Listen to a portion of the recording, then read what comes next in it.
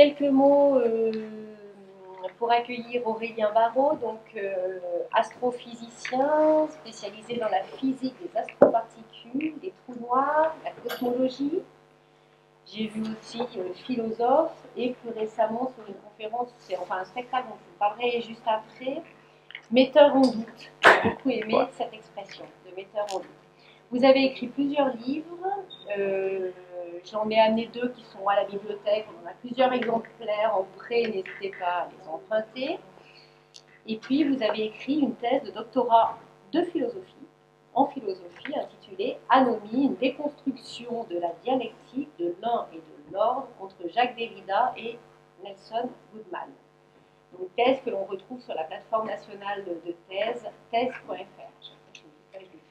Le livre de la BU pour la plateforme des thèses. Donc vous allez nous parler aujourd'hui de tout cela en 20 minutes. Bonjour à tous. Donc je voulais vous dire quelques mots sur une question qui est peut-être intéressante, qui est celle de l'articulation entre la découverte et la construction en science, avec l'exemple que je connais un petit peu, qui est celui de la cosmologie, donc de l'appréhension de l'univers dans son ensemble. C'est une drôle de chose, le ciel, parce que, suivant la manière dont on le scrute, je crois qu'il peut nous apparaître de façon radicalement différente, très régulière ou très irrégulière. Regardez, en première approximation, le ciel de nuit est noir. Il est parfaitement noir, il est pénible, il est uniforme, il est donc très régulier. Mais si on regarde un peu mieux, on voit apparaître des étoiles. Et ces étoiles, quand on les scrute avec attention, elles sont réparties de façon aléatoire, donc au contraire extrêmement irrégulières sur la voûte céleste. De même, je dirais que quand on les regarde mieux, ces étoiles, en première approximation, ce sont toutes les mêmes. Ce sont des petits points blancs sur la voûte céleste. Mais si on les regarde mieux, on voit au contraire apparaître une grande irrégularité avec une très vaste palette de couleurs qui va du bleu extrême jusqu'au rouge extrême, et donc une très grande variété de températures. Bien sûr, on pourrait se dire que, modulo le mouvement diurne de la Terre, au moins du point de vue de leur position spatiale, ces étoiles sont fixes. Oui, et donc très régulières. Mais si on regarde mieux, on se rend compte que certaines se déplacent. À l'époque de Platon, on appelait ça des astres errants. Aujourd'hui, on les nomme des planètes. Et le fait est que le mouvement apparent des planètes est très compliqué et apparemment très irrégulier. Alors on pourrait se dire que néanmoins, globalement, le mouvement de la voûte céleste est lui-même très régulier. Les corps se couchent à l'ouest et se lèvent à l'est. Oui, mais suivant la période de l'année, vous avez sans doute remarqué que la position d'apparition du soleil varie de façon assez substantielle. Bon, certes, mais au moins le ciel profond entre les étoiles, lui, est parfaitement régulier parce que uniformément obscur. Mais pas vraiment. Si on regarde mieux, on voit des petits nuages laiteux, on appelle ça la Voie lactée, c'est notre galaxie. On voit aussi quelques nébuleuses à la structure stochastique, aléatoire dans le ciel. Et enfin, le soleil lui-même, l'archétype de la perfection, la sphère parfaite, parfaitement régulière donc. Si on le regarde mieux, vous savez qu'apparaissent des taches, et que ces taches de forme irrégulière apparaissent elles-mêmes de façon essentiellement irrégulière, donc spatialement et temporellement. Donc vous voyez, je trouve que déjà, ce qui apparaît ici, c'est que la taxinomie naïve qu'on pourrait entreprendre est en réalité une réponse à la manière précise d'interroger. Alors, quelle est la meilleure interrogation dont on dispose aujourd'hui? Quelle est l'histoire de notre environnement? Eh bien, en quelques phrases, je dirais que l'univers a, suivant notre connaissance actuelle, environ 13,8 milliards d'années. Au commencement, il n'y avait ni temps, ni espace, une sorte de mousse, peut-être de corde, peut-être de boucle. L'univers n'était pas encore vraiment l'univers, une force unique régissait l'ensemble des processus. Et puis, l'univers a commencé à croître démesurément, c'est ce qu'on appelle la phase d'inflation.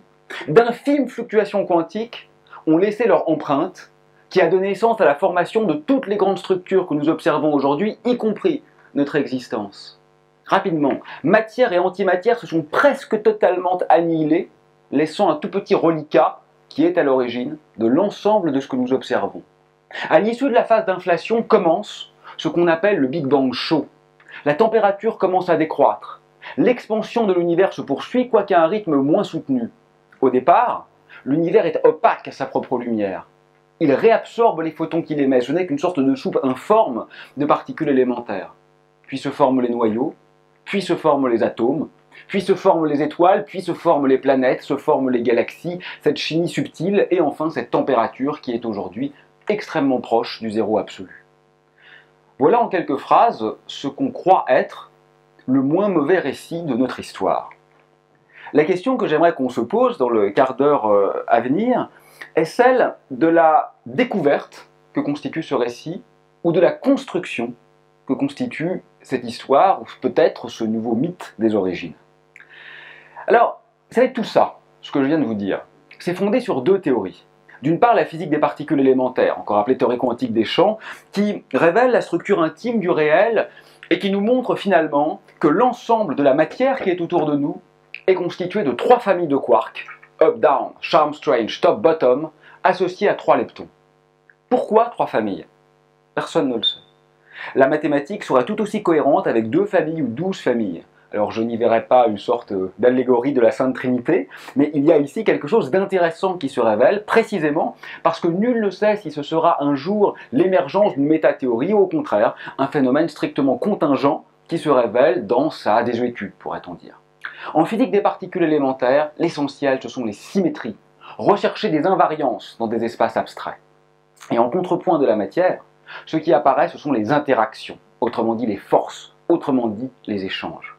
Et je voudrais vous dire quelle est l'origine des interactions parce que je la trouve très belle. Toute la structure mathématique des interactions entre particules élémentaires provient d'un acte illicite en fait. Le physicien des particules va s'autoriser quelque chose d'interdit. Vous savez, on peut choisir dans cette pièce l'origine des coordonnées où on veut. Je peux dire que le 0 est ici, et puis mesurer la position de chacun d'entre nous, ou je peux dire que le 0 est ici. Mais une fois que la convention est choisie, je dois m'y tenir. Et ce que fait le physicien des particules, c'est qu'il ne s'y tient pas. Autrement dit, il va rendre locale une convention globale. Et en réalité, les médiateurs des interactions, vous savez, le photon pour l'électromagnétisme, le gluon pour les forces nucléaires, les bosons WZ pour les forces faibles, etc. Leur véritable rôle mathématique, c'est de venir transporter localement l'arbitraire que l'on s'est octroyé en utilisant de façon aléatoire une convention qui n'aurait dû qu'être que globale. Autrement dit, nous avons localisé le global, et c'est en localisant de façon interdite le global qu'apparaissent les bosons de jauge, c'est-à-dire les médiateurs des interactions. Mais c'est remarquablement élégant parce que ce ne sont pas que des constructions théoriques. On les voit, on les observe dans nos accélérateurs. Ils s'imposent en quelque sorte dans leur concrétude, alors que leur origine fondamentale est très lucrétienne. Vous savez, Lucrèce, comme ça, était fasciné par les petits tourbillons locaux. Il voulait toujours penser l'ici et pas seulement le partout. Et c'est pas étonnant, parce que Lucrèce construit sur Épicure, Épicure construit sur Démocrite, et Démocrite, c'est précisément le père de l'atomisme. Et la deuxième grande théorie sur laquelle repose notre compréhension de l'univers, c'est la relativité. La relativité, c'est la théorie de la gravitation. Pour paraphraser l'adage bien connu, je dirais que la gravitation, c'est ce qui reste quand on a tout perdu. Si vous n'avez pas de couleur, et que donc vous ne pouvez pas interagir par force forte, si vous n'avez pas de saveur, et que vous ne pouvez pas interagir par force faible, si vous n'avez pas de charge électrique, et que vous ne pouvez pas interagir par force électromagnétique, vous pouvez quand même interagir par gravité. La gravité, et c'est ça qui est toute son élégance, est comme indéfectiblement liée à l'être. Il suffit que vous existiez pour à la fois être soumis à la gravité et créer de la gravité. Vous ne pouvez pas ne pas interagir gravitationnellement. Je dirais que la gravité, c'est l'interaction ontologique. Être suffit à être gravitationnellement. Et c'est cela que nous raconte la grande théorie d'Einstein. Et avec ces deux modèles, les particules élémentaires et la relativité, on peut donner sens à toute l'histoire que je viens de vous résumer en quelques phrases. Alors, découverte ou invention? Moi, je crois qu'il faut revenir aux mathématiques, parce que la question se pose clairement de façon complètement paradigmatique dans le cadre des mathématiques. Et le problème de savoir si les mathématiques sont une découverte ou une invention est évidemment loin d'être levé. C'est un débat qui remonte à Platon et Aristote. Pour le dire de façon caricaturale, Platon montrait le ciel des idées, ce qu'il faudrait appeler les formes intelligibles, et croyait à l'existence autonome, intrinsèque et absolue des grandeurs mathématiques, dont le réel physique n'était qu'une pâle copie. Au contraire, Aristote croyait à l'existence fondamentale des entités matérielles qui n'étaient que modélisées de façon approximative par les théories mathématiques. Alors c'est pas tout à fait vrai ce que je dis là. Si vous regardez le tableau de l'école d'Athènes, vous savez le tableau de Raphaël, on voit Platon qui montre le ciel des idées, ça c'est vrai. Et on nous dit toujours dans les descriptions qu'à côté, on voit Aristote qui montre la concrétude de l'ici-bas. C'est pas vrai en fait. Si vous le regardez le tableau, il fait pas ça Aristote, il fait ça. Moi, je crois que Aristote ne montre pas la concrétude. Je crois que Aristote dit « doucement, Platon, doucement. Tu vas toujours un peu vite en besogne, c'est plus compliqué que ça. » Et effectivement, la pensée d'Aristote est beaucoup plus compliquée que la caricature que je viens d'en donner. Toujours est-il que ce débat est toujours là. Roger Penrose, par exemple, un des plus grands physiciens mathématiciens du XXe siècle, définit les mathématiques comme ce sur quoi on ne peut qu'être d'accord, ce sur quoi n'importe quelle intelligence, y compris extraterrestre, devrait tomber d'accord. Vous voyez, moi je ne vais pas mépriser Penrose, c'est un physicien absolument génial, infiniment plus génial que bien sûr je ne le serai jamais. Mais ça me paraît quand même très naïf. Pour l'immense majorité des humains contemporains, les mathématiques n'ont essentiellement aucun sens. Et pour l'immensité des vivants avec lesquels nous partageons cette planète et nous partageons donc une histoire commune, les mathématiques ont certainement moins de sens encore. Donc s'agit-il vraiment de cette découverte qui est appelée? Alors parfois ce qu'on objecte à cette dichotomie, c'est qu'il y a dans les mathématiques de l'invention. Les suites de Cauchy ou les fonctions hypergéométriques confluentes sont des inventions de l'esprit humain, parce qu'on en rencontre rarement au coin de la rue. Au contraire, on pourrait dire que les groupes d'isométrie d'ordre 3 sont des réalités matérielles parce qu'on les voit. Il y a des corps qui effectivement exhibent naturellement ces symétries fondamentales. Mais ça paraît encore très naïf ça, parce que c'est faire comme si l'existence de l'objet était en elle-même une preuve de la théorie qu'on calque dessus. En fait, c'est très violent, je trouve, comme pensée. Vous savez, c'est comme les gens qui vous disent « la loi de Newton n'est pas contractuelle ». Parce que si vous sautez du 10e étage d'un immeuble, vous vous tuez. Donc, Newton a raison. Mais c'est une faute catégorielle grave de dire ça. Parce que personne ne nie qu'en sautant, on se tue. Ce qui peut être nié, c'est le fait que la loi de Newton soit l'explication ultime de la chute. Il ne faut pas confondre nos projections, en deux mots, comme l'écrivait Sartre, nos projections sur le réel, avec la factualité qui effectivement s'impose à nous. Et nier la projection n'est pas forcément nier la factualité. Donc je pense que cette dichotomie est un peu tendancieuse. D'ailleurs, elle laisse entendre qu'il y a une réalité ultime à dévoiler, ce qui là encore est assez violent, parce qu'il n'est pas évident que l'ontologie soit nécessairement ultime, et que la logique soit nécessairement celle de l'aletheia, comme disaient les Grecs, celle du dévoilement. C'est pas évident. Mais ce qui est intéressant, c'est que le débat contemporain il prend la forme suivante. Il y a essentiellement les neurologues, d'une part, comme Jean-Pierre Changeux, vous savez, qui s'est rendu célèbre par son ouvrage très subversif sur les fondements naturels de l'éthique, qui d'ailleurs, à mon avis, ne démontre pas du tout ce qu'il dit, mais qui demeure très intéressant. Et Changeux dit, en fait, les mathématiques, ce sont des projections de nos formes neuronales. Voilà. Ce que révèlent les mathématiques, c'est notre cerveau, en réalité. Et à contrario, beaucoup de mathématiciens considèrent que le rôle des mathématiciens, c'est au contraire de mettre en évidence des structures qui existent indépendamment de l'âme humaine. C'est intéressant d'ailleurs que les mathématiciens croient ça, parce que, enfin moi ça me choque presque un peu du point de vue sociologique, parce que ça laisse entendre que la légitimité est du côté de la découverte, comme si le dévoilement était plus noble que le dévoiement.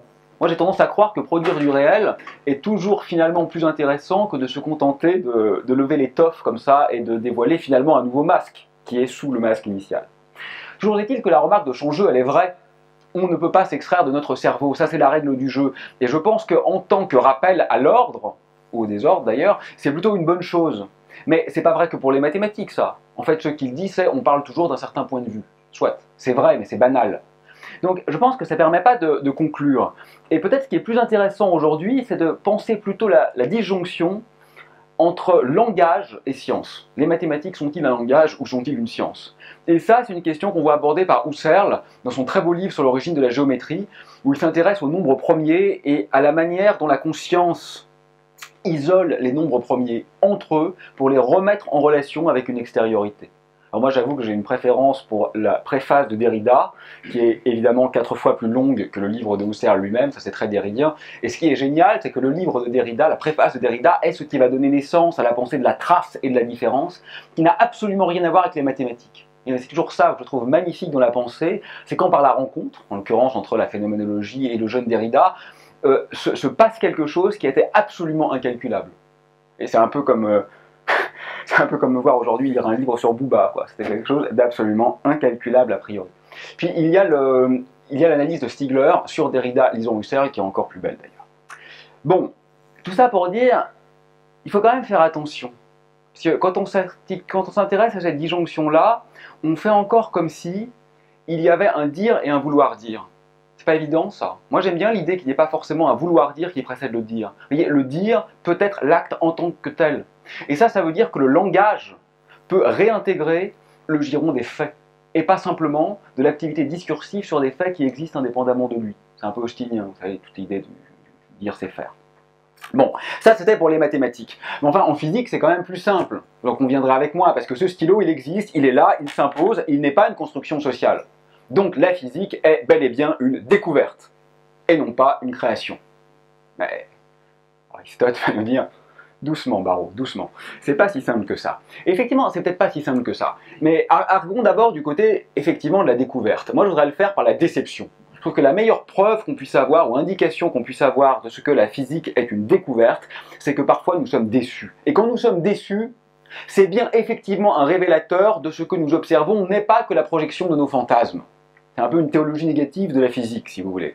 Et je pense en particulier aux expériences récentes. Le LHC, le grand collisionneur de Hadron de Genève. C'est un succès expérimental. On a vu le boson de Higgs, l'origine de la brisure de symétrie, etc. C'est magnifique. Mais enfin, entre nous, je me le dis puisque c'est pas filmé, ça reste entre nous, c'est un peu une déception aussi. Parce que ce qu'on espérait vraiment voir, c'était des particules supersymétriques. C'est quoi la supersymétrie? C'est la seule extension naturelle, élégante du modèle standard que je décris en quelques phrases tout à l'heure. C'est la seule manière de rendre encore plus symétrique ce modèle standard sans remettre en cause la relativité restreinte qui est un peu la grammaire de la physique. La supersymétrie est mathématiquement magnifique. Elle crée un pont entre le monde des forces, d'accord, et le monde des corps, entre les interactions et les objets. Elle permet de comprendre pourquoi la masse du boson de Higgs est si basse. Elle est prédite par la théorie des cordes. Elle permet de faire converger les constantes de couplage et donc d'unifier les interactions. Elle donne une explication à la matière noire. La supersymétrie, c'est la théorie où vous ne pouvez pas perdre. À ce détail près qu'elle est fausse. En tout état de cause, si elle n'est pas fausse, elle est défavorisée par les observations actuelles du LHC. Alors je sais pas, je suis peut-être un peu maso, ou un peu sadique, parce que je travaille pas moi-même dessus, mais moi je trouve ça complètement jouissif, ce moment-là. Ce moment où la nature vous dit, vous avez bien travaillé, vous avez été géniaux, vous avez été inventifs, vous avez même été beaux, mais vous vous êtes trompés.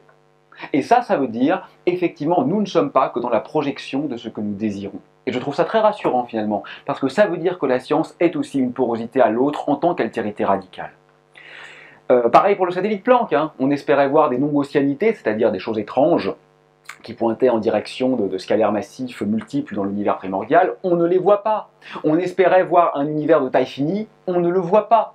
On construit des expériences de recherche de matière noire pour chercher ces particules interagissant faiblement, on ne les voit pas. L'instrument AMS, qui marche très bien, qui est actuellement sur la Station Spatiale Internationale, recherchait éventuellement de l'antimatière primordiale. Aucune publication ne fait à ce jour état d'anticarbone ou d'antifer. Donc toutes ces expériences marchent bien, mais sont toujours du côté de la corroboration. Donc vous voyez, la révolution, le tressaillement, le moment où le paradigme comme ça vibre un peu de l'intérieur, bon, ce qu'on attend en fait, eh bien on ne le trouve pas. Et ça, je crois qu'effectivement, ça plaide du côté de la découverte. Mais, c'est quand même pas si simple. Parce que soit on s'en tient à ce que, vous savez, le cercle de Vienne appelait un désengagement ontologique radical. Mais si on fait ça, ça veut dire que la science ne dit rien du réel. Et ça me semble un peu nihiliste. Soit on se rend compte que les théories sont sous-déterminées par les faits. Je peux dire que deux charges de même signe se repoussent. Mais je peux aussi dire qu'il existe une charge spectrale qui est de l'autre côté et qui attire. Ces deux théories ont exactement les mêmes équations différentielles. Donc je peux les tester avec une précision infinie, je ne pourrai jamais savoir laquelle est la bonne. Et pourtant, en termes de description fondamentale du réel, elles ne disent pas du tout la même chose. D'ailleurs, ce qu'on appelle les théories de jauge en physique utilisent exactement ça, c'est-à-dire la liberté ontologique qui est associée à la même heuristique. Vous avez des capacités de prédire qui sont les mêmes, et pourtant vous avez un contenu en tant qu'être qui est radicalement différent. S'il y a des physiciens dans la salle, par exemple la jauge de Lorentz en électrodynamique, on met à zéro des ondes, pourquoi? Parce qu'elles n'interagissent pas, on dit c'est des fantômes, j'en fais ce que je veux. C'est très fort intellectuellement, et ça marche, et ça a apporté ses fruits. Mais au-delà de ces remarques-là, moi je voudrais aller plus loin encore que ça. Vous pouvez penser en termes popériens, et vous dire que les théories sont au fur et à mesure exclues par les expériences, et puis à la fin c'est comme les Highlanders, quoi, il n'en restera qu'un. Sauf que le problème, c'est que celle qui restera, on ne la connaît pas encore, ça c'est sûr. La théorie ultime, on ne l'a pas à portée de main. Donc si vous faites ça, puisque chaque changement de paradigme se fait par rupture radicale, ça veut dire que tout ce qu'on a à l'heure actuelle ne dit strictement rien du réel. Ce qui me semble encore très nihiliste. Mais si on ne veut pas dire ça, et qu'on veut quand même penser que la science n'est pas une entreprise vaine du point de vue métaphysique, à ce moment-là, je crois que nous n'avons pas d'autre choix que de considérer que toutes les théories non encore exclues sont simultanément vraies, quoique mutuellement exclusives. Donc il me semble que tout plaide aujourd'hui pour une sorte d'ontologie finalement multiple et diffractée, ce qui n'est pas sans écho à une vision relationnelle qui serait une sorte de mélange de Nelson Goodman, d'Ernst Cassirer et de William James. Voilà. C'est-à-dire de penser des mondes qui sont en particulier construits du point de vue des systèmes symboliques, ce qui n'empêche qu'au sein d'un monde construit, quelque chose s'impose à nous qui n'est pas une simple convention sociale et qui n'est pas une simple décision. Bien sûr, tout ne se vaut pas. Ce qui est important, c'est que ces mondes sont intraductibles les uns en les autres, sont incommensurables, sont non hiérarchisés et surtout sont non réductibles. Et ça impose aussi de repenser la vérité. La vérité, c'est trop ou trop peu. Trop pourquoi? Parce que rien que la vérité, toute la vérité, ça serait pénible. L'immense majorité des vérités sont triviales, on n'a même pas envie de les entendre. Mais c'est aussi trop peu parce que qu'est-ce que la vérité dans une sonate de Schoenberg? C'est pas un genre pertinent. Et pourtant, on ne veut pas qu'il y ait de fausses notes à la sonate de Schoenberg. Mais c'est pas au nom de la vérité, c'est au nom de la correction, qui est vraisemblablement un genre beaucoup plus fondamental encore. Alors, c'est aussi d'ailleurs ce vers quoi plaiderait, à mon avis, la compréhension moderne de l'entropie. L'entropie qui est liée au désordre, qui est liée au manque d'information. Aujourd'hui, on comprend qu'elle est associée à la flèche du temps, et on se pose une question absolument fondamentale. Pourquoi l'entropie initiale de l'univers est-elle si faible? Et j'adore absolument l'explication de mon ami le génial physicien Carlo Rovelli, qui tente de démontrer qu'en réalité l'entropie de l'univers n'est pas intrinsèquement faible. C'est uniquement parce que nous, en tant qu'objets macroscopiques, nous induisons par nos échanges avec l'extérieur un certain coarse graining, c'est-à-dire, c'est pénible, c'est un mot qui n'existe pas en français, un certain moyen-âge des variables microscopiques qui va sélectionner un état particulier d'entropie faible pour l'univers.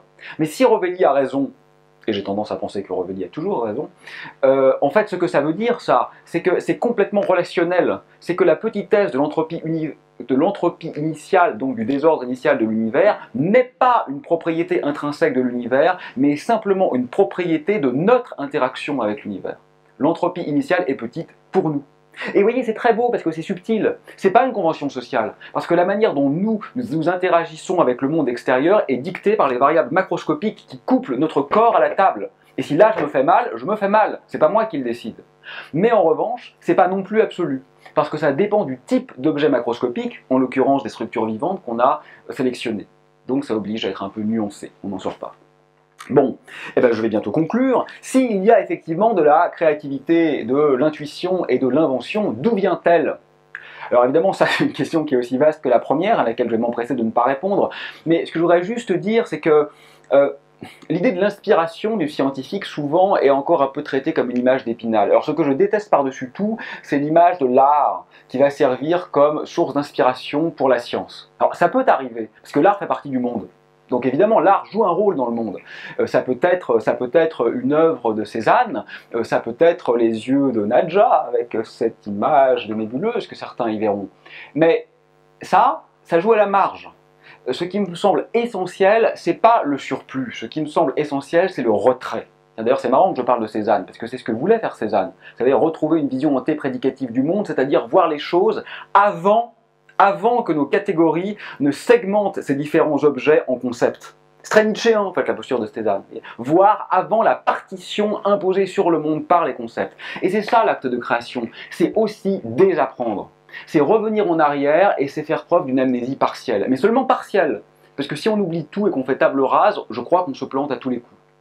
Donc ce qui est compliqué, c'est un peu l'erreur, à mon avis, hein, ça n'engage que moi, mais une fois de plus, c'est pas filmé, donc je peux dire des conneries, c'est un peu l'erreur que font les gouvernements, généralement très conservateurs, quand leur politique culturelle se résume à la conservation du patrimoine. Ça m'énerve.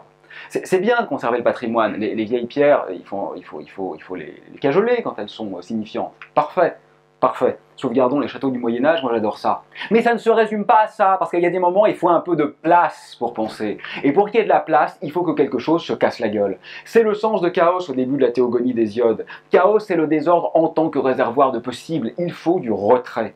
Et je crois que l'acte d'invention scientifique, ou artistique, ou littéraire, ou pictural, ou ce que vous voulez, commence toujours par un désapprentissage de quelque chose.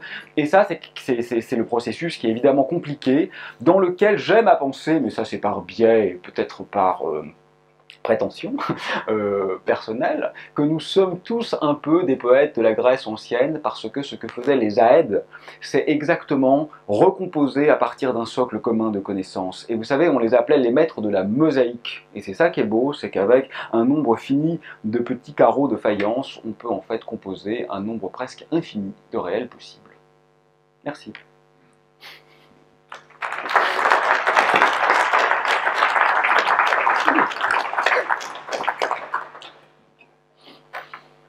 Un grand merci à vous. Alors, y a-t-il des questions?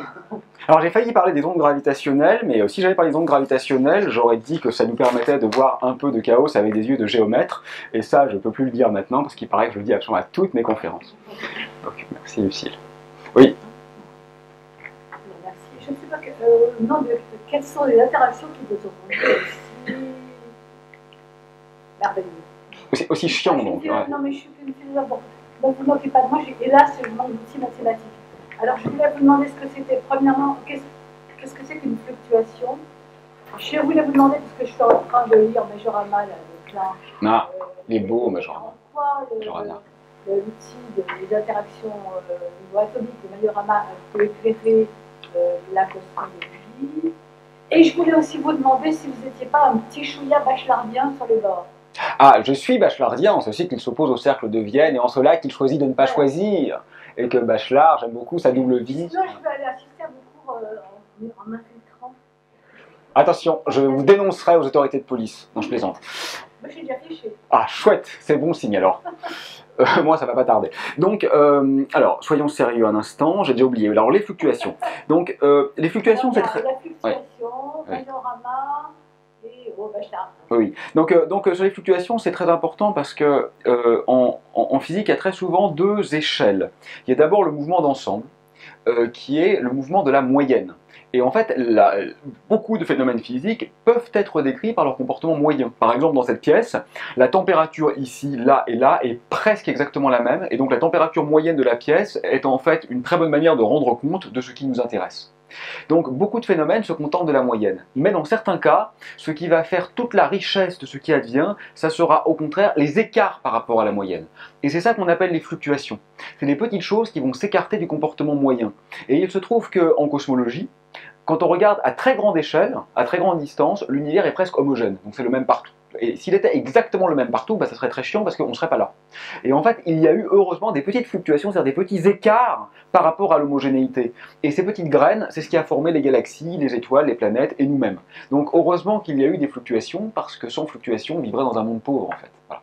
Donc je pense qu'il faut être tout le temps en train de jongler entre le comportement moyen qui dit beaucoup et les fluctuations qui en fait se révèlent parfois être tout ce qui est intéressant. Alors, Majorana, moi je trouve que c'est une personnalité extraordinairement belle. C'est quelqu'un de très attachant parce que de très iconoclaste et de très subversif, et en même temps avec cette humilité, enfin voilà, comme tous les grands penseurs, quoi. C'est un mélange d'audace et de courage et d'humilité. C'est-à-dire on tente le truc mais on est toujours dans le doute en même temps. Alors bon, je ne sais pas si sa contribution personnelle a été absolument majeure à l'avancée des particules élémentaires, mais ce qui est sûr, c'est que c'était quand même vraiment une âme singulière qui a eu des idées qui ont quand même fait date, en particulier dans la physique des neutrinos. Aujourd'hui, on utilise en partie les idées de Majorana. Mais au-delà de son travail propre, ce qui me semble intéressant, c'est que ce dont on se rend compte, mais quelque part Platon, on avait déjà eu l'intuition au Timée, hein, c'est que la compréhension du macrocosme nécessite également une compréhension du microcosme, et que comprendre l'univers à grande échelle oblige de comprendre également l'infiniment petit, et la raison essentielle pour ça, c'est que dans l'univers jeune, c'est-à-dire juste après le Big Bang, en fait les processus à l'œuvre, c'est pas de l'astrophysique, donc on s'en moque un peu de connaître la manière dont les étoiles vivent, la manière dont les galaxies se structurent, c'est de la physique des particules, parce que l'univers est entièrement rempli d'un brin de particules, et donc c'est la compréhension des objets infiniment petits qui dicte la dynamique de l'infiniment grand. Et puis non, la Bachelard, il y aura beaucoup à dire, mais voilà, j'ai dit, moi j'ai un faible, bon, au-delà de sa philosophie des sciences qui est intéressante, enfin, qui est les deux à la fois, qui est en même temps magnifique, qui est parfois un peu naïve aussi dans cette idée que le scientifique, quand il rentre dans le laboratoire, doit mettre sa blouse et faire fi de tous ses préjugés. C'est beau et en même temps, c'est peut-être un peu oublié que toute science, y compris science dure, est aussi un peu une science humaine. Voilà. Mais moi, ce qui me plaît le plus chez Bachelard, c'est cette double fascination entre la science et le mythe, bon, qu'il a identifié de façon un peu peut-être caricaturale à la porosité à ce qui nous vient du passé et le désir d'un avenir à construire, mais le fait qu'il ait pu continuer à être professeur de physique le jour et poète la nuit est quand même quelque chose d'infiniment Je beau. pensais à votre problème de créativité. Ah oui. De la créativité. Ah oui. La créativité À la lueur d'une chandelle. l'erreur scientifique. Ouais. Ah oui, ah oui, bah ça je pense que... Ah oui, bah sur ce point-là, moi je pense que ce qu'il a dit est presque irréfutable. Enfin, en tout cas, moi je l'accepte tout à fait. Rien n'est irréfutable. En tous les cas, est très acceptable. Oui, oui, bien sûr. Non, mais alors, j'ai été très rapide en fait. Donc, alors, peut-être d'abord, je redis ce que c'est que l'entropie, tout le monde ne sait pas forcément. Donc, l'entropie, c'est une grandeur qui est absolument fondamentale en physique, qui est une manière de mesurer essentiellement le taux de désordre d'un système.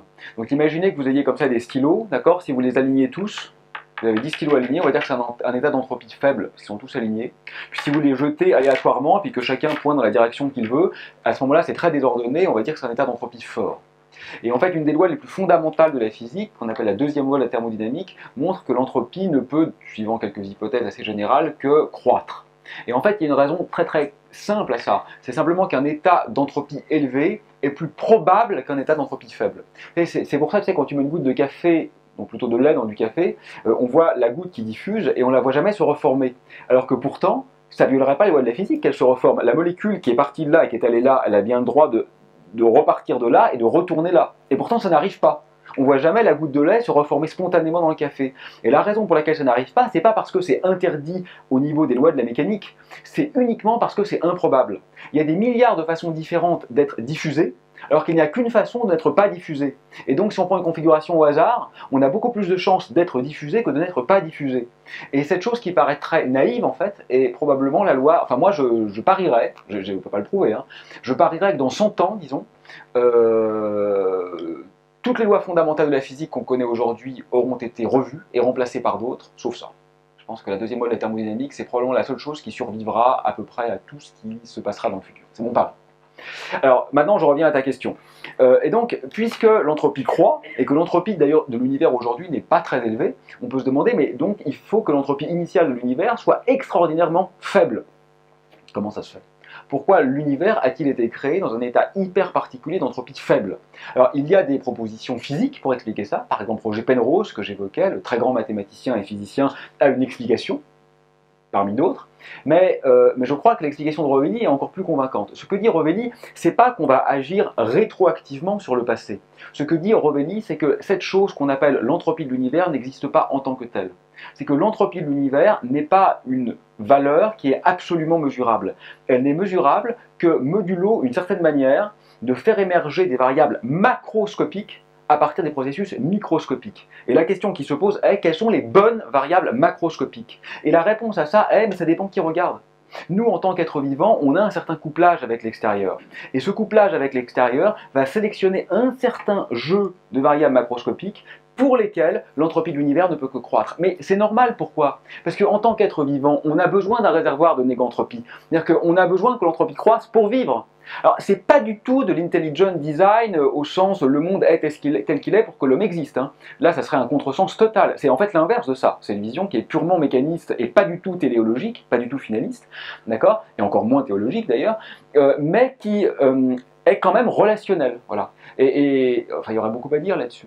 Mais alors on pourrait se dire, mais quand même, mais si c'est complètement relationnel, ça veut dire que la température du Soleil, elle est ce qu'elle est parce que moi j'ai tel type d'information. Et si j'avais une autre information, le Soleil serait plus chaud ou plus froid. Non, ça c'est pas vrai. La température du Soleil, c'est pas une construction sociale. Pourquoi c'est pas une construction sociale? Parce que ici sur Terre, on reçoit du rayonnement, un certain nombre de photons par seconde, avec une certaine fréquence, et puis on re-rayonne la même énergie mais pas à la même fréquence, et c'est ça qui va sélectionner quelle est l'entropie signifiante, et donc quelles sont les températures et les grandeurs qui sont objectives pour nous. C'est là la petite subtilité. Objective pour nous. Ce n'est ni une simple construction, ni quelque chose d'absolu. Enfin, je crois. Voilà. C'est en tous les cas ce que je pense intéressant et ce qui me semble convaincant. Mais c'est controversé. Hein. Moi, j'ai une question sur du coup où est-ce qu'est la légitimité du chercheur en fait, sachant que rien n'est vrai enfin, sachant qu'en fait rien n'est vrai et tout est vrai à la fois en fait. Donc, oui. Qu'est-ce que vous, selon vous, qu'est-ce que vous faites quoi? Quelle est votre légitimité à faire ce que vous faites? Et en plus à être payé par les impôts de tes parents. Et bientôt les tiens. Oui, c'est une bonne question. Alors d'abord, je voudrais revenir sur le tout est vrai, rien n'est vrai. Moi, on me reproche parfois mon relativisme, donc je voudrais clarifier là-dessus. Moi, je suis partisan de ce qu'on j'appellerais un relativisme sous contrainte de rigueur. C'est-à-dire pas du tout un relativisme nihiliste, contre lequel je me bats, et pas du tout un relativisme qui justifie toutes les postures ou qui considère que tout se vaut, que tout est bon, que tout est vrai. J'ai des avis politiques, éthiques, esthétiques. Je crois que toutes les théories ne se valent pas. Je crois que le darwinisme est bien meilleur que le créationnisme. D'accord ? Donc je ne suis pas du tout en train de dire n'importe quelle posture est défendable. Enfin, est défendable, si, mais je ne suis pas en train de dire n'importe quelle posture est aussi riche, aussi signifiante et aussi convaincante qu'une autre. Je ne crois pas ça. Ce que je crois, c'est qu'il n'y a pas forcément de critères d'évaluation absolus. Il y a des critères relatifs qui sont culturels, géographiques, conjoncturels, etc. Mais une fois qu'on se met d'accord sur des critères, et en fait, je pense que la plupart de nous, ici dans cette pièce, on n'aurait pas beaucoup de mal à trouver des critères communs, parce que finalement, même si on a des religions ou des non-religions comme moi différentes, ou des origines ethniques différentes, ou des cultures différentes, sur l'essentiel, il y a aucun doute qu'on sera d'accord. Et une fois qu'on aura défini ces critères-là, alors je crois qu'il est généralement assez facile de discriminer entre les modèles. Ça c'était le point de première remarque pour dire que je n'étais pas partisan d'une sorte de nihilisme à l'éthique. Voilà, c'est pas le cas. Mais maintenant j'en viens à la deuxième partie de ta question. Je crois néanmoins en effet que la science ne dit pas la vérité. Non pas qu'elle ment, hein, mais parce que la vérité n'existe pas. La vérité avec un grand L et un grand V majuscule, ce qui suscite la crispation d'ailleurs de certains pseudo-hyper-rationalistes. Je dis pseudo parce que je crois que l'hyper-rationalisme qui se cramponne à l'existence d'une vérité ultime est en fait un irrationalisme radical parce que justement ils n'osent pas poser les questions qui dérangent. Et en fait ils sont en train de resacraliser la science, donc d'en faire sans le savoir tout ce qu'ils détestent, c'est-à-dire une nouvelle religion en n'osant pas la questionner et la mettre à l'épreuve de son propre doute. Mais je ferme cette parenthèse. Donc, soit, la science ne dit pas la vérité avec un grand V, mais ça ne signifie pas du tout, à mon avis, qu'elle soit inutile. Finalement, il me semble que rien n'est plus beau que de vivre dans un certain inconfort. Le spectacle là qu'on prépare avec Lucille, dont on a dit un petit mot en introduction, on l'a appelé périphérie du confort. C'est-à-dire que, il est marrant ce titre, parce qu'on n'est pas exactement dans le confort même de la pensée. Le confort, pour moi, c'est typiquement la logique de la révélation. C'est quand même la pensée religieuse, où tu as un texte sacré qui te dit ce qu'il faut faire. Donc effectivement, si vraiment tu crois que Dieu a écrit ce texte, bah, il suffit de s'y conformer. Et donc c'est très confortable, parce que tu n'as qu'à faire ce qui est dit et tout va bien. Et je dis ça sans raillerie, hein, parce que je ne suis pas croyant, mais je n'ai pas de mépris pour les croyants, loin de là. D'accord ? Donc c'est une façon de faire qui est acceptable. Et puis il y a l'inconfort radical qui est effectivement quand tout se délite, quand tout a même valeur. Ça c'est quand même nihiliste, et je suis contre ça. Et moi je crois qu'il faut se placer en périphérie du confort. C'est-à-dire qu'en effet, il n'y a plus de base absolue à partir de laquelle se dérive la totalité du réel. Ça je crois qu'il faut se départir une fois pour toutes de cette absoluité, mais ça ne signifie pas pour autant que tout se vaut. Et nous, notre métier de chercheur, c'est d'essayer de créer quelque chose de signifiant dans une construction particulière qui, à mon avis, n'a pas velléité à être absolue ou définitive. Voilà. Mais moi, je suis très adepte de l'idée que la science ne jouit pas d'un primat spécifique. C'est-à-dire qu'il y a un... Parce que bon, le budget de la recherche fondamentale dans le budget de l'État, c'est ridicule. Hein. Mais je trouve très légitime qu'il y ait aussi une petite part de budget pour les artistes ou pour d'autres formes de... Parce que pour moi, l'art fonctionne cognitivement, en fait, comme la science. Donc il y a une différence de méthode, évidemment, mais il n'y a pas une différence fondamentale en tant que ce qu'on fait. On essaye de créer des systèmes symboliques. Comment peut-on dire quelque chose sur le monde sans avoir une référence à quelque chose d'objectivement? C'est ça que je ne comprends pas. Une fois qu'on a... Et pour vous, commence à la vérité objective, finalement, on ne peut plus rien dire. Mais dites-moi une vérité objective. Non, je ne sais pas, si vous dites que vous refusez, que vous renoncez à tout. Mais j'ai pas de problème particulier avec la vérité objective, mais je ne l'ai pas rencontrée. D'accord. Vous ne niez pas qu'elle puisse exister. vous avez plus ou moins dit le contraire tout à l'heure. Bah, à dire vrai, je crois en effet que tout plaide pour qu'elle n'existe pas. Je veux dire, faisons un tout petit peu preuve de perspectivisme, que ce soit au niveau logique, comme au niveau éthique, comme au niveau esthétique. Toutes les sociétés de l'histoire se sont crues détentrices de la vérité, et rétrospectivement, quand on les regarde quelques siècles plus tard, bah, on rigole bien. C'était logiquement faux et esthétiquement généralement médiocre et éthiquement scandaleux. Donc quand on regarde aujourd'hui la République de Platon, l'eugénisme par exemple, on n'a pas tellement envie que ce soit ça l'éthique d'aujourd'hui, et il est tout à fait évident que notre éthique d'aujourd'hui sera contestée dans 10 siècles. Donc on peut se dire, comme certains, ben, ils se sont tous plantés dans l'histoire jusqu'à maintenant. Et ça y est, enfin, aujourd'hui, nous connaissons la vérité. Moi, ça me semble délirant d'arrogance. Voilà. Je ne parle pas pour vous, là, hein, je parle abstraitement, hein, bien sûr. Donc, je ne veux pas faire ça. Ça me semble pas gênant que les choses soient vraies de façon relative. C'est-à-dire de se dire, par exemple... vous savez, il y a un monde, même, je vais parler des animaux une seconde, moi je suis très sensible à l'éthique animale, voilà, c'est un de mes combats. C'est incroyable tout ce qu'on a dénié aux animaux comme étant pauvre monde, disait Heidegger, et aujourd'hui on est en train de se rendre compte que finalement, de leur point de vue, leurs mondes sont parfaits, sont tout aussi riches que les nôtres, mais sont infiniment différents. Il y a un très beau livre de Von Uexküll au début du XXe siècle qui s'intéresse à la tique. Moi j'aime bien cet exemple parce que c'était les chatons, ça serait trop facile, quoi. Il prend un animal qui n'est pas très agréable, qui est la tique, et qui montre que du point de vue de la tique, le monde de la tique est juste parfait, qu'il est protéiforme, diapré, et aussi riche que le nôtre de son point de vue à elle. Donc qu'est-ce que c'est que la vérité en tant que telle? Moi je pense que pour la tique, les groupes d'isométrie d'ordre 3 ne sont pas extrêmement importantes, mais ce qui est certain, c'est qu'elle a énormément de facultés perceptives et réceptives que nous n'avons pas, et qui lui sont absolument fondamentales. Donc je trouve qu'une ontologie complètement relationnelle et diffractée est plus belle et plus cohérente. Mais pour être cohérent avec moi-même, j'accepte tout à fait que ma construction ne soit elle-même qu'une construction. Parce que si je dis que mon relativisme devient absolu, je suis autocontradictoire. Donc j'accepte la relativité de mon propre relativisme. Voilà. Une question en fait, sur la mesure, je ne suis pas compris, parce que les résultats de l'audio, je trouve que, je ne peux pas vous dire tout, mais révèle que peut-être l'univers pourrait être plat. Mais quelque chose que je ne comprends pas, c'est que s'il peut être plat, comment ça se fait qu'il y a de la mesure avec la relativité générale? D'accord. Alors d'abord, donc peut-être une première remarque. Effectivement, les mesures d'aujourd'hui semblent indiquer que l'univers est plat, donc ça il faut que je précise un peu. D'abord, c'est l'espace qui est plat, pas l'espace-temps, c'est très important. Ce sont les trois sections spatiales, l'espace-temps quadridimensionnel n'est pas plat du tout. Donc ça c'est une confusion que même parfois des physiciens font. Alors ensuite, je dois définir, peut-être plat, toi je sais que tu es scientifique, mais c'est pas forcément le cas de tout le monde ici. Ce qu'on appelle plat, faut surtout pas penser aplati, hein, c'est pas une limande quoi.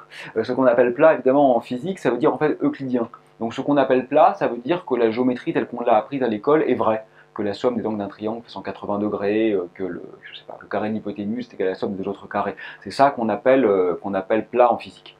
Alors, donc ça c'était pour la définition. Maintenant je reviens au cœur de ta question. Comment se peut-il que l'univers soit plat et qu'en même temps il y ait de la courbure? Et bien justement, ça vient un peu de ce qu'on disait tout à l'heure. C'est-à-dire que en fait, ce qui semble apparaître, c'est que l'univers est plat à très grande échelle. Si on regarde des distances gigantesques dans l'univers, effectivement, on a l'impression que si on trace un immense triangle dans l'univers, on va trouver que la somme de ces angles est bien égale à 180 degrés. Mais en fait, il n'est pas plat localement. Si maintenant on se met très proche d'une étoile, ou mieux d'un trou noir, on peut trouver localement une courbure qui est immense. Et il est clair que si on dessine un triangle, même là sur Terre, hein, ici maintenant, si je dessine un triangle ici, la somme de ces angles ne sera pas égale exactement à 180 degrés. Alors on ne le verra pas à cause de la courbure de la Terre. Donc on ne le verra pas avec un rapporteur, parce que l'écart sera très petit par rapport à 180 degrés, donc on peut continuer à apprendre ça aux enfants à l'école. Mais si on avait un rapporteur d'une précision infinie, on se rendrait compte qu'effectivement, par exemple, la circonférence de la Terre n'est pas exactement égale à 2 pi fois son rayon, à cause de la courbure. Donc la réponse c'est, il y a localement des fortes courbures, voire des courbures infinies au voisinage des trous noirs, mais globalement, quand on moyenne tout ça, la courbure est extrêmement faible. S'il est euclidien, il est infini, sauf topologie multiconnexe compliquée. Voilà. Dans les topologies simples, si on prend une topologie triviale, alors s'il est euclidien, il est infini. Alors, oui, bon, alors, pourquoi la température minimale c'est moins de 273 degrés Celsius? Ça évidemment c'est uniquement lié à la convention d'unité qu'on a pris et ce qu'on a appelé le zéro, mais je trouve que le fait qu'il existe une température minimale, intuitivement, c'est pas complètement inaccessible, puisqu'on sait que la température, ce qu'elle quantifie en réalité, c'est l'agitation thermique des molécules dans la pièce. Et donc on comprend bien que on peut toujours aller plus vite. En revanche, il y a un moment, quand on est à l'arrêt, on est à l'arrêt. Donc ce que je dis est un peu caricatural, c'est un peu plus subtil que ça. Parce que bon, les vrais gens qui font de la cryogénie, vous expliquerai que c'est plus compliqué que ça. Mais en première approximation, si vous prenez tout ce qui bouge ici et que vous l'arrêtez, vous êtes au zéro absolu, quoi. Donc le zéro absolu correspond à l'immobilité parfaite, donc on comprend bien qu'on ne peut pas aller en dessous. En revanche, alors c'est pas tout à fait vrai non plus de dire qu'il n'y a pas de température maximum, parce qu'il est vraisemblable qu'il y ait quand même une limite d'énergie qu'on appelle la température de Planck, mais qui est extraordinairement élevée et qui est des milliards de fois plus élevée que ce qu'on n'a jamais pu faire dans les accélérateurs de particules. Donc ça laisse quand même une gamme de température qui est très vaste. Et actuellement, donc, la température de l'univers est 2,7 degrés seulement au-dessus du zéro absolu. Et elle ne fait que décroître. Elle décroît comme l'inverse de la racine carrée du temps. Donc on tend doucement vers le zéro absolu. Ce qui n'est pas tout à fait vrai non plus. Mais c'est ça qui est chouette, c'est que quoi qu'on dise, il y a un niveau d'approximation où c'est pas vrai. Parce que comme il y a une constante cosmologique, en fait la température ne va pas exactement tendre vers zéro. Presque.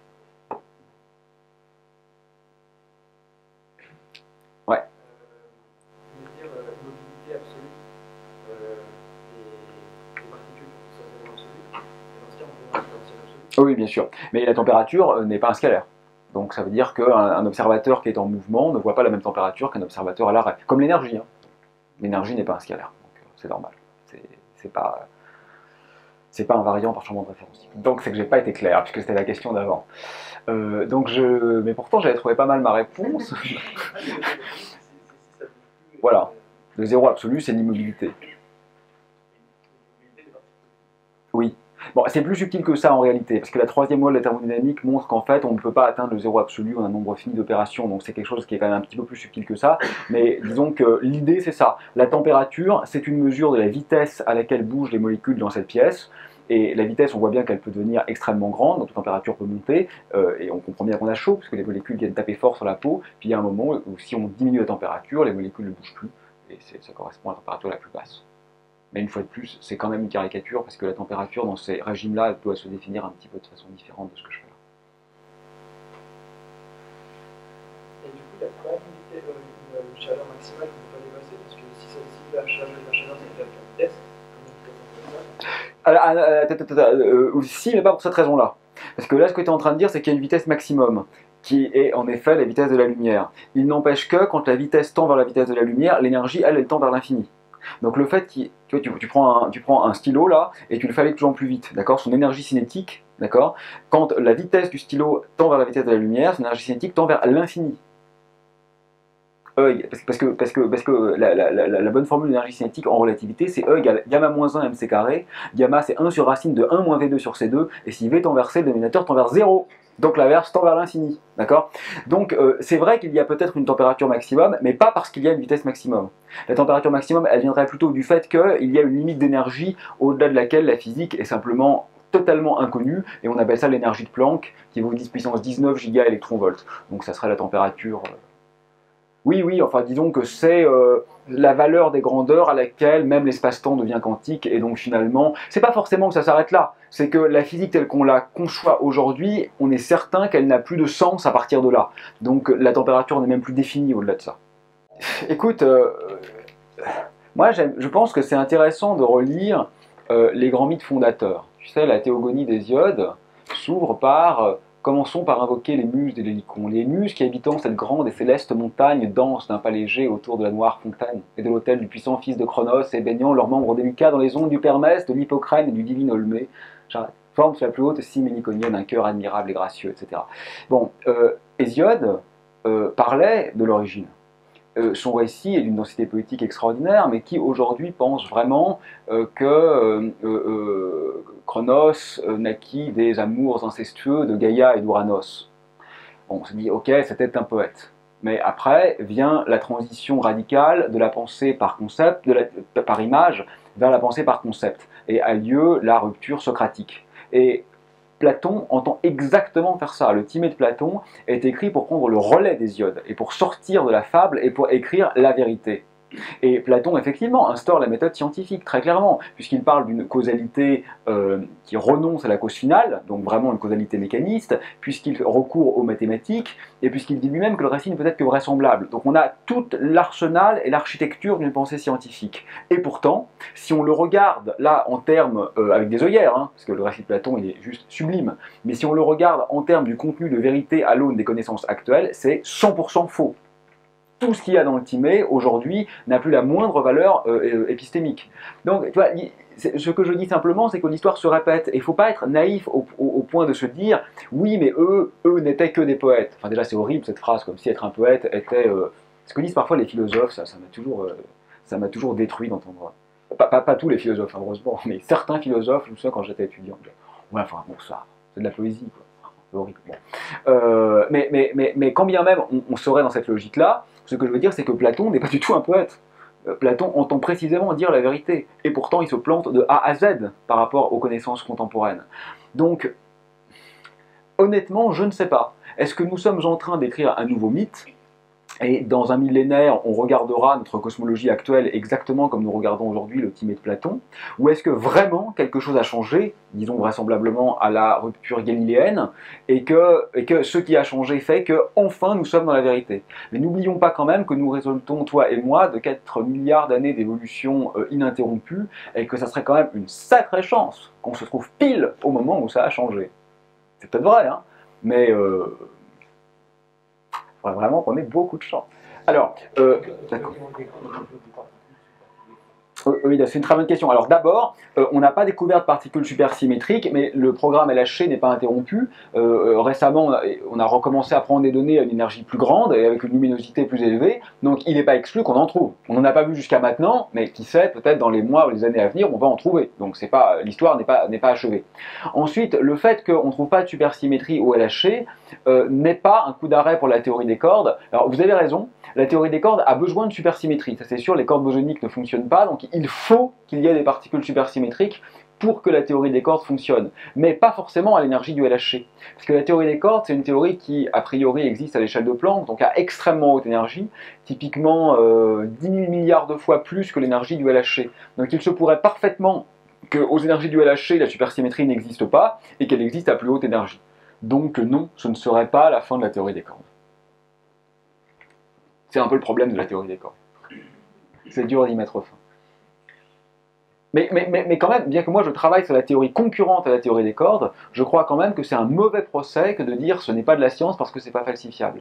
D'abord parce que c'est faux, c'est pas infalsifiable absolument, c'est dur à falsifier, mais c'est pas infalsifiable. Et ensuite parce que la science est quelque chose qui évolue. Donc c'est pas parce que ça ne satisferait pas aux critères de Karl Popper qu'il faudrait tout de suite arrêter de faire ça. Les règles de la science ont toujours changé avec la science. Donc moi je suis pas du tout cordiste, mais je suis pas du tout non plus favorable à ceux qui méprisent la théorie des cordes parce qu'elle n'est pas exactement conforme aux méthodes du reste de la science. Alors la plus grande, parce qu'il y en a beaucoup, mais la plus grande théorie concurrente à la théorie des cordes s'appelle la gravité quantique à boucle, qui est un modèle inventé par Carlo Rovelli et Nice Moline. Et c'est à cause de mon manque d'outils. Mais il y a quelques bons livres de Rovelli quand même qui expliquent bien. Ah, oui.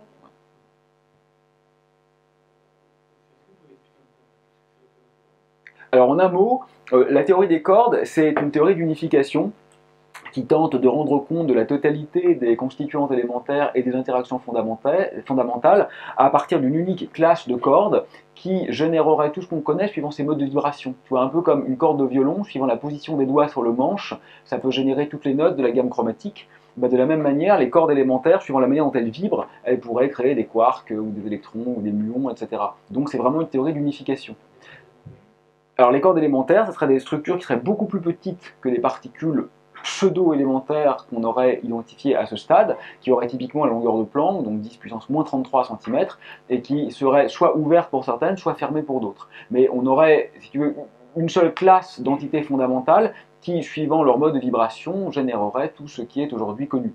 Donc ce serait à la fois une unification des forces entre elles, des particules entre elles, et des forces et des particules les unes avec les autres. Et ça serait aussi une théorie de gravité quantique, parce qu'on se rend compte que le spectre d'excitation des cordes contient un objet mathématique qu'on appelle un boson sans masse de spin 2, et ça, c'est le nom barbare pour référer à ce qu'on appelle un graviton. donc ce qui serait le médiateur de la gravité quantique. Donc tout ça est très beau.